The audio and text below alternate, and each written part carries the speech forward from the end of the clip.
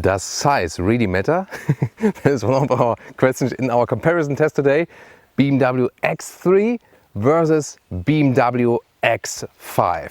The big one versus the, let's say, mid-sized one. And you can already see here in the front, they look kind of similar. However, you see that the X3 is slimmer, however, already a strong design, especially here in the 6-cylinder trim, the X3 M40i.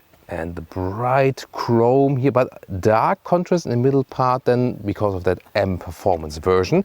And the X5 seems lower, but it isn't. It just seems lower because it is wider. Also the double kidney is even more impressive here in the 40i trim. So both comparable engines, the very same engines under the hood for today. Soon more to that. But I would say indeed from the front they are quite comparable. Which one do you like better from the first impression? Tell me in the comments. You are watching Autogefuehl with Thomas here in our comparison episode. Here the X5, 4 meters 92 or 194 inches, whereas the X3 is 21 centimeters or 9 inches shorter than at 4 meters 71 or 185 inches. Interesting is you can see two different design lines. In the X5, towards the rear doors, it raises right here in this kind of wave design, I would say, whereas with the X3, one design line goes really straight right here. Both kind of similar from the looks. Definitely you see that the X5 is a little bit more massive. Suspension wise, come either with an adaptive suspension or air suspension than here in the X5 for today. But in any case, the adaptive suspension will do a good job. In the M40i trim, however, it has a stiffer, sportier note. Definitely a hot day here today, over 30 degrees Celsius, so already towards high 80s, almost 90s in Fahrenheit. Here, yeah, something is also hot in Germany. And here in our comparison, X5, X3, it's very interesting because from the rear you can see there's a bigger difference. In the front you can see, yeah, quite similar, but here no, the X3 really lower as for the roofline, so the X5 looks really more massive in the rear. Beautiful signature for the lamps here, 3-dimensional, and also in the lower part. Autogefuehl fake exhaust police, AFAP. Yeah, that's a clear alert for that. We do not have that with the X3 here because the M40i version has, you know, these integrated tips. So this is a real transition, I think more beautifully done. Here, recent facelift for the X3 also gets new tail lamps, really distinctive design. So I think both from the rear, very beautiful SUVs. But I think it's really remarkable that, especially from the rear, that X5 just looks more massive. Here, by the way, technology-wise, you can also get a rear axle steering. Key fob of the X3 with M colors, in this case, the M40i. Light, really nice. Door closing sound, X3. Okay, not the best one. Not bad at all. Then good build quality here at the inside of the doors, materials, and also as for the window levers and so on.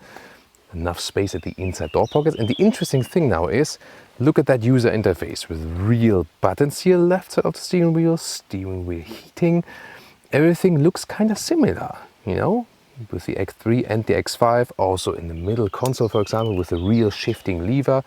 Everything, indeed, user interface, almost the same. That's pretty cool. Seats here, by the way, available in the perforated sensor tech since the facelift in a new styling, you know, really breathable, also in different colors. These, however, the animal skin seats, but the new sensor tech seats are really very good. We have also seen them before. Getting inside, the X3 already delivers you a sophisticated driving experience, like a grown-up SUV, but you sit a little bit lower than in the X5.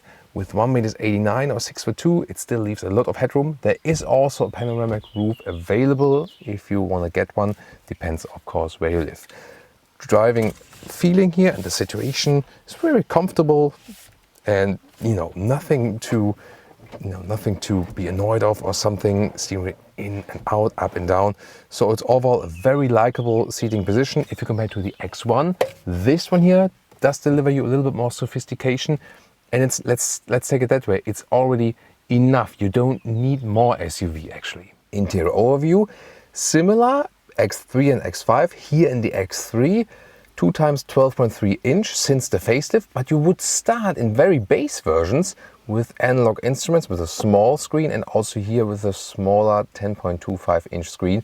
But most of the ones you will find then here with the optional screens actually. And when you turn on the engine, you also see the AC unit popping up here. And this is so cool here that we still have a manual climate unit, also manual volume knob. So a nice usable user interface. Volume also at the steering wheel, for example, left side cruise control with rear buttons. This is really easy to control. You immediately feel at home actually. In the lower part here, you can slide this one open for reasonably put cup holders. Then here would be an inductive charging pad if there would be one. Because of supply chain shortage, the X3 has some struggles with that to get one at the moment when you order a new one. And here, real shifting lever, left side for the sports mode, for example, and that came back automatically. Yeah, because when you're in the P mode, it comes back automatically from the left. Did you see that?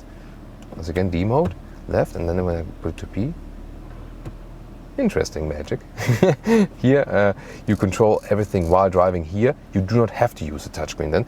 And this is the thing, here the armrest, it goes up. That's not that practical. In the X5 you'll see, you'll have a split opening that is better actually. BMW OS 7 or iDrive 7, so easy to control. You have the hot keys or hot areas here on the left side, and so easy to control everything either with the touchscreen here, also quite responsive, or with the lower area driving knob. And the Apple CarPlay integration, wireless, Android Auto meanwhile as well. And that one can be controlled right here and has also very nice integration, crystal clear view. We have your camera, you can also get one with a drone view from above here. And the resolution, I mean, it's really bright outside now, but I think it could be a little bit better though. Instruments, clear and easy to read. And also when you go to the sports modes, for example, it adapts into, yay, here in the M40i, that's of course a cool thing. And in the middle part, you have either assistance system view or also some GPS info. Head-up display actually also changes and has this RPM view in the sports mode.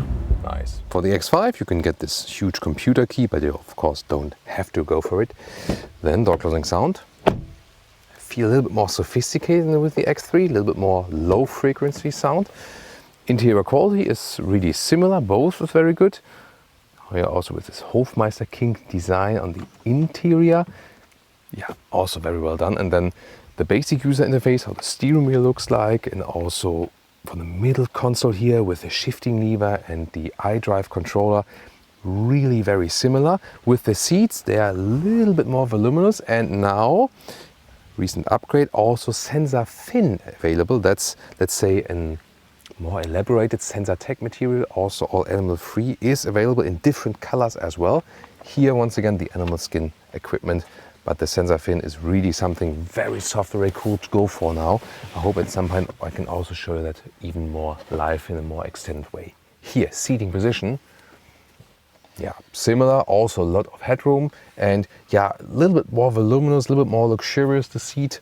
Basically a little bit softer, I would say. And you sit more upright, have more this command driving position. Interior overview, really similar, maybe a little bit more stretched right here. 2x 12.3-inch screens. Here also Android Auto is available and Apple CarPlay, depending on what you have, but that's both the same time here with that most updated OS 7 version, and better than the new OS 8, because once again you have a better overview here. Also with that manual climate unit, so easy to control.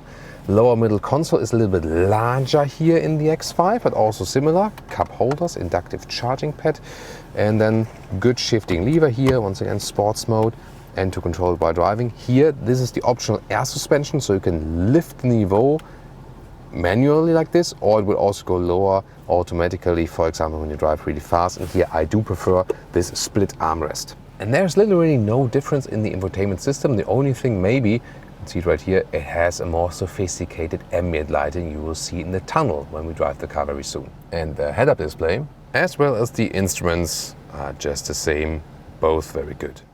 As for the rear seat comparison, headroom works for both in the rear, but very interesting, the legroom doesn't differ that much from BMW X5 to BMW X3, so that the length difference has to be mainly in the trunk. In the X3, you can also change the angle of the back seats.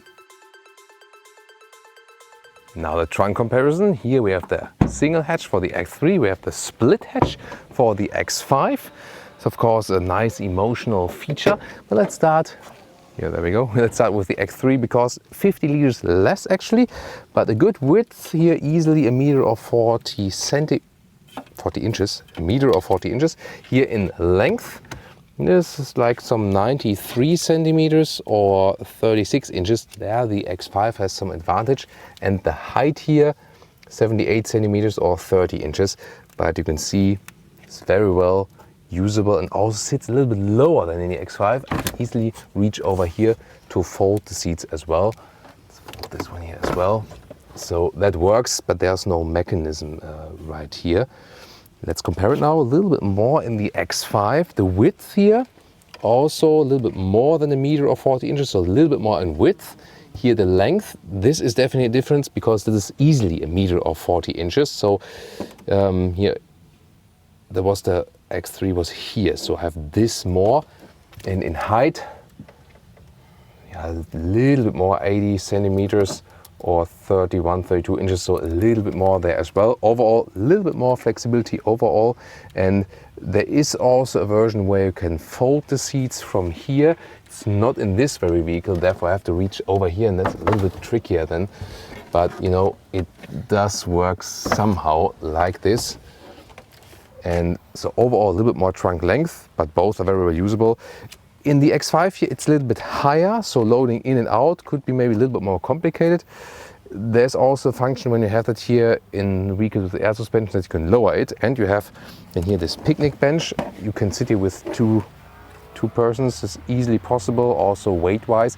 The only thing sometimes is when you get off here or when you stand in front of that one, the button can be easily touched with your legs as well, and then suddenly it raises up just by touching it with the leg.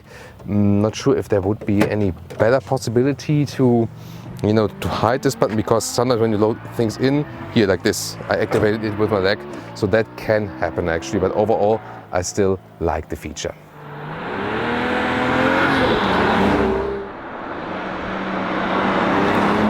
We are comparing both with same engine, 3-liter inline 6-cylinder, the famous one by BMW, twin power. It sits rather low inside the X5 right here, 335 horsepower, 5.7 seconds in the acceleration figure. Whereas in the X3 actually, you can see it sits a little bit higher inside the vehicle, and it's 4.8 seconds, so about a second faster in the acceleration, because this one here is 300 kilograms or around 600 pounds lighter than the X5, therefore better acceleration and also a higher horsepower tune. Here 360 horsepower in the EU, even 380 horsepower in the US. There are of course also other versions available. If you go for an entry-level X3, the price difference will be larger. Here in these versions here, the price difference is not that large. At the end of the video, we'll also talk more about pricing. Let's continue. Welcome to Thomas's Comparison Driving Lounge, starting with the BMW X5 40i. That 6-cylinder, yeah, I do recommend this engine pick for the X5. I'll show you why. So, sports mode here, with the sports shifting mode, and then the sports, also suspension mode and so on. And we'll start from 40 kilometers an hour. As always, German Autobahn, let's go.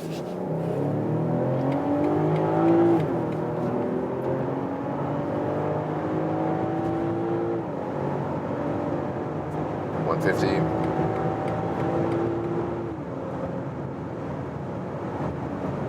Yay! And that's 200 kilometers an hour, 125 miles an hour, and still going further. Air suspension is set on a stiffer note now. Very good control over that vehicle. Lane change here. Don't feel that we would be in a big SUV. Really nice. Stable on the road. Also, although it's really high speed, not too loud here in the cabin, good noise insulation, and you feel that when we go to a reasonable motorway speed, like here, 130 kilometers an hour, it's very silent. And we can also set cruise control, normal comfort mode, normal shifting mode here, and then that air suspension is also doing a nice job. Good mix or compromise of sportiness and comfort. It delivers both. The question is, do you need that air suspension? Last time in the X5 M50i we had the adaptive M suspension. Or you can also get the normal adaptive suspension without M for the X5, of course, then in the non-M version. And the thing is that the adaptive suspension by BMW in these big BMW vehicles is so good that you do not need the air suspension. And surprisingly, the difference is also not that notable. With the M setup, it was maybe a little bit stiffer than the one we have here now in the air suspension, but in general, the thing is, for example, at Mercedes, I mean, here now a Mercedes that was parking at the side of the motorway. What the? Interesting. So with Mercedes, for example, when you have an air suspension, it's usually a very floating one, very soft, and huge difference to a normal adaptive suspension. But here with the BMW, the adaptive suspension is so good and so good in compromise between sportiness and comfort that you don't feel the biggest difference. So it doesn't really matter that much which one you have from these, actually. Now getting out of the tunnel, you've maybe also seen nice ambient lighting in the tunnel. If you haven't seen it, scroll back a few seconds. Really nice integration with these blue ambient lighting. Also, you can even see it in bright daylight when you have them turned up in brightness. Really cool. Cruise control you set on the left side of the steering wheel. Still real buttons to press. The user interface in this car is great. Also here, climate unit, easy to be pressed while driving. Volume knob. This is still how I would like to handle a vehicle, and the BMW OS 7 is also the system I do prefer. So what about the difference X5 and X3? Of course, the X5 is bigger and heavier. Here today we have also picked the very same engine version, so we can very well compare not what the engine makes the difference, but the size of the vehicle makes the difference. The cool thing about the X5 is it is a full-size SUV, but because the suspension setup is so good and the steering is very likable and sporty and so on, and in general the chassis is also pretty rigid, it feels very agile, really dynamic, although it is large and heavy.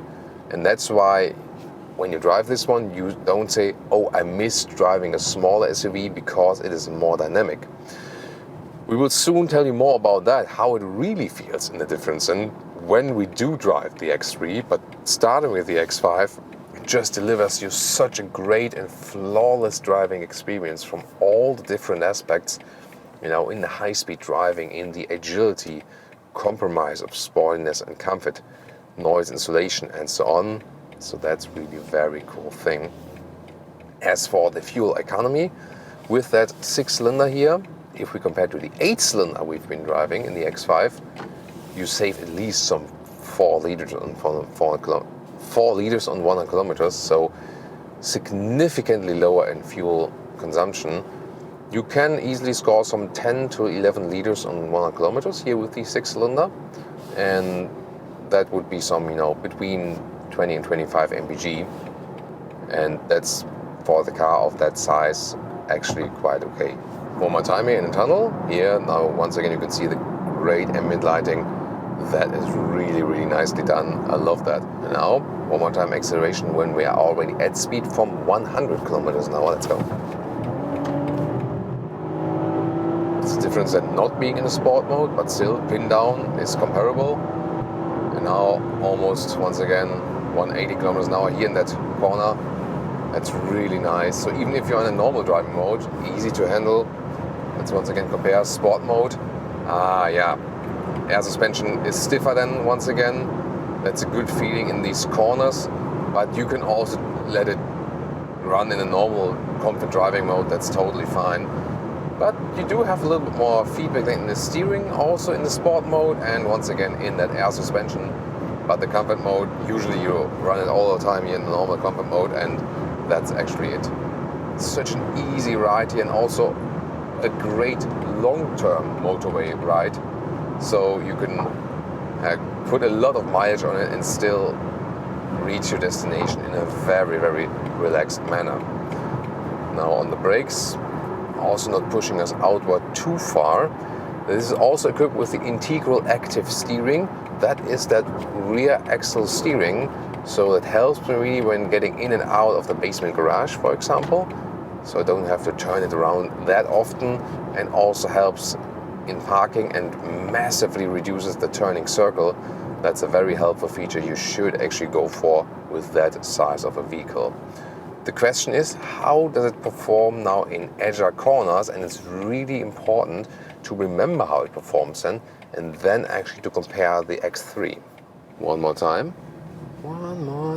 We go to sports mode. Now have some agile corners way ahead. Also really uneven that road. Now, of course, when the air suspension is set to a stiffer node, we feel a little bit more of that uneven road. And with the 6-cylinder, the X5 feels a little bit lighter than with the 8-cylinder, definitely. It just feels more fitting to the vehicle, I feel. And here in that corner, rear axle steering is working. Steering ratio is also really nice. Rear wheel bias, all-wheel drive out of the corner. RPM is being kept. And very smooth also.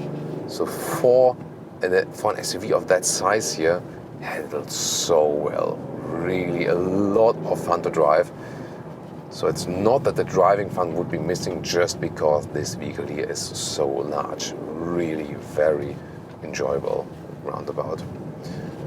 Now it gets so exciting because to me driving fun is one of the crucial things with the vehicle. Not that it's super sporty and best lap time or whatever.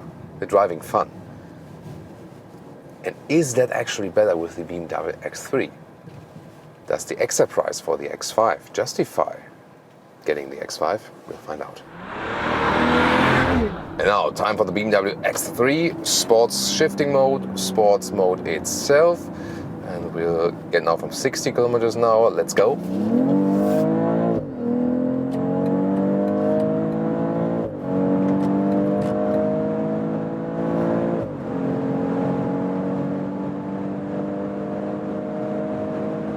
That's 200 kilometers an hour. Wow, nice acceleration. You also hear that sound-wise, it's more trimmed on that M tune. Really nice. And then adaptive M suspension in here. It's a little bit louder, definitely. You feel that. Good here in the lane change. Very upright also. Definitely the sportier feeling. Wow, a lot of fun. It's about a second quicker in the acceleration figure. So that is a difference then by that 300 kilograms or 600 pounds less of weight. You do feel it also in the lane change. However, the suspension then is a little bit firmer. That's also the thing with the adaptive M suspension here. To me, it is notably firm. Let's go back to the comfort mode here. So in normal driving situations, sometimes you feel that the normal adaptive suspension setup would be more suitable, more comfortable. Here, of course, in that M Performance version, it's just a little bit cooler, basically, that you have that sportier ride for that M version in sporty situations. But I would prefer, for normal everyday driving, I would prefer actually the normal adaptive suspension setup. In the tunnel we see less ambient lighting than in the X5. So the thing is that the X5 indeed gives you a little bit more wheelbase, a little bit more weight. Suspension setup is a little bit softer. Overall it gives indeed a little bit more calmness, serenity, sophistication, better noise insulation also at higher speeds. And the X3 with that less weight, a little bit more agility, better driving dynamics, that is the difference. Length difference, as I said, 21 centimeters, about 9 inches. You do feel also when parking in and out in the city and so on. However, since we have the rear axle steering for the X5, that is then, making the difference a little bit smaller, especially when thinking about turning circle and so on. So that technology highlight definitely helps the X5 to even out that difference. In the pricing, the thing is, you can get the one with the X3 badge here, less than 60k, and with the X5 badge, more than 60k. It really depends then also on the version, how much you really have to pay for that. But we'll talk about the prices later on in the final conclusion then. But the thing is, here it's really about, do you want that extra sense of agility or do you want that extra sense of sophistication in the X5? Because in some markets then, depending on the engine version, price difference won't be that large actually. So it's really a tough choice. Here the X3 already delivers you a full-size SUV feeling. So that would also be a difference to the X1, which did grow up, yes, but the X3, also with the 6-cylinder possibility, higher seating position, definitely feels more grown up than the X1. Of course, the BMW X1 is, from the SUV lineup of BMW, always the best price-performance choice. No doubt about that.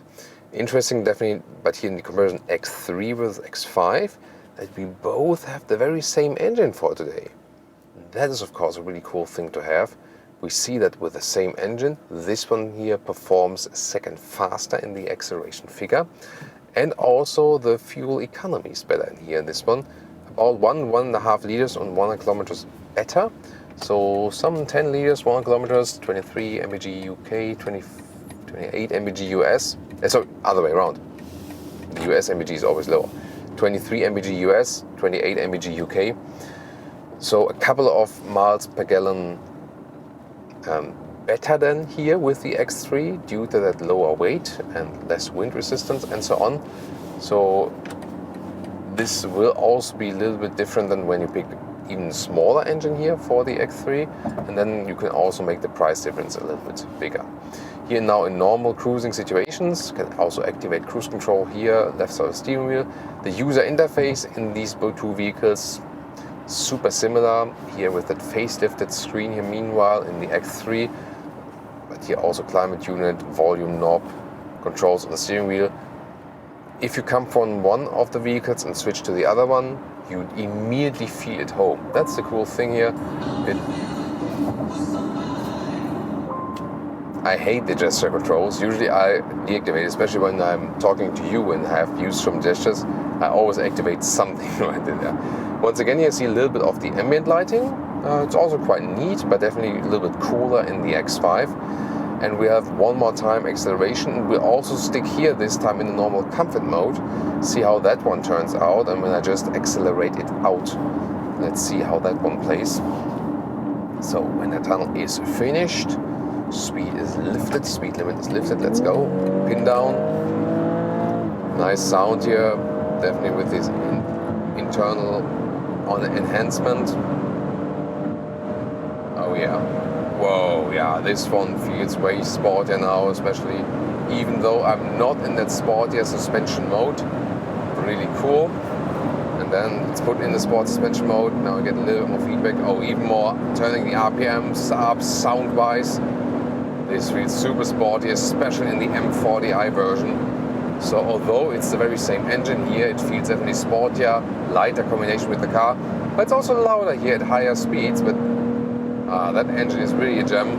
As for the performance, not the best 6-cylinder as for the fuel economy, that's not, but definitely in performance. And we in Germany we always say Laufkultur. Listen and repeat. Laufkultur. The direct translation would be like running culture. And you know, yeah, how cultivated it feels means in the German engineering sense, you know, you get this sonorous sound, low RPM feeling that already from low RPMs it's pushing you, but in a more, let's say, natural kind of way, not a sudden power surge, but you always keep a very strong feeling of that engine, but also, you know, you have like this gut feeling, hey, I feel connected and there's a lot of power reserve. I don't have to use all the power, but I could at any time. This is then what we mean by Laufkultur. Actually, listen and repeat. Laufkultur. Yeah, really nice German engineering words. So we experienced some of the performance driving. The handling itself, yes, some differences. They come close in some aspects, in some other aspects they're a little bit more apart. Both are great, lovely rides and one of the most fun rides, each in their SUV segments, I feel. I feel that also here in this segment here, the X3 sets itself a little bit more apart from its competitors as for the driving fun. Whereas with the X5, I think that also the Audi Q8 delivers a lot of driving fun. The Q5 here is also a great SUV, no doubt about that, but I feel that the Q3 just, especially in the M40i version, just delivers a little bit more. And now the question is, if we go to these tight corners, how does the X3 perform there in comparison to the X5? And would I just driving fun-wise then go for the X3 or stick with the X5? It's going to be very tough. One more time, sports mode, sports shifting mode, and now agile corners with the X3. No air suspension in this case here for this vehicle, and that makes it also a little bit rougher, especially in that sports setup. However, we now have less weight. So, birdies here, pay attention. That's that vehicle here with the same 6-cylinder engine. It's really nice. And less of weight, you feel that. It pushes less into the corners. Also great rear wheel bias from an all-wheel drive. Engine feels indeed similar. So smooth here out of the corners, I have to say. I mean, it is in a way more fun, and you sit a little bit lower to the road.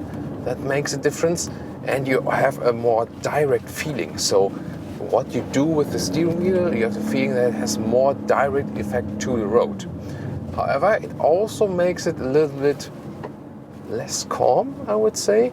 So when you drive the X5 in a sporty way, at the same time you keep more of that calmness and sophistication, whereas the X3, especially in that M trim, in the M performance trim, gives you more a little bit of that beast mode, you know. So yeah, it does deliver you more driving fun, definitely. But is it enough or more than enough driving fun that it would justify the difference? Say like, hey, I'm getting the X3 because it does deliver more driving fun. I would not say that this is the crucial thing, you know. So both give you driving fun. The X3 a little bit more direct feeling, a little bit lighter feeling, yes.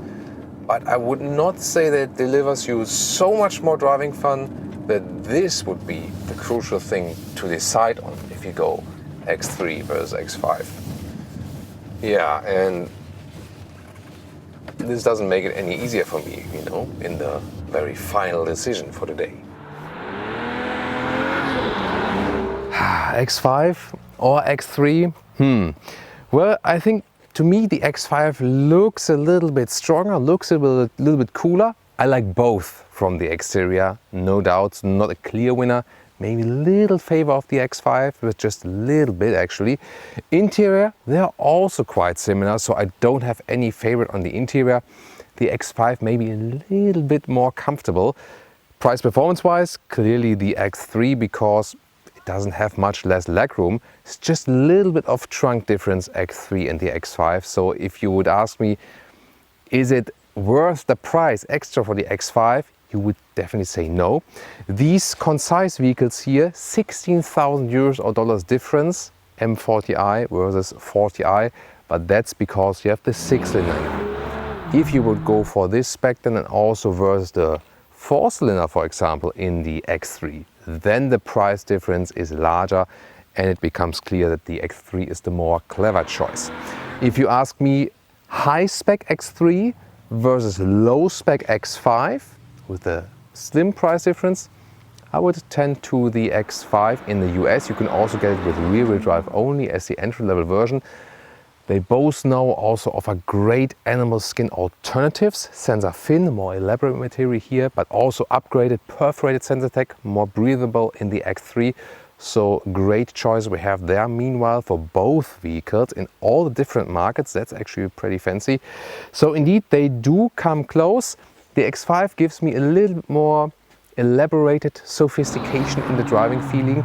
I do appreciate that. So if price doesn't play a role, I would still go for the X5, especially because that rear axle steering can actually limit that agility difference you would have between the two vehicles as for the weight and so on. So that's actually a crucial thing to me. But if price plays a role in any sense, then it's definitely the X3. Well, about you, what do you think about our comparison episode for today? Tell me in the comments. And also tune in to more brand internal comparisons, for example, more with BMW or with Audi.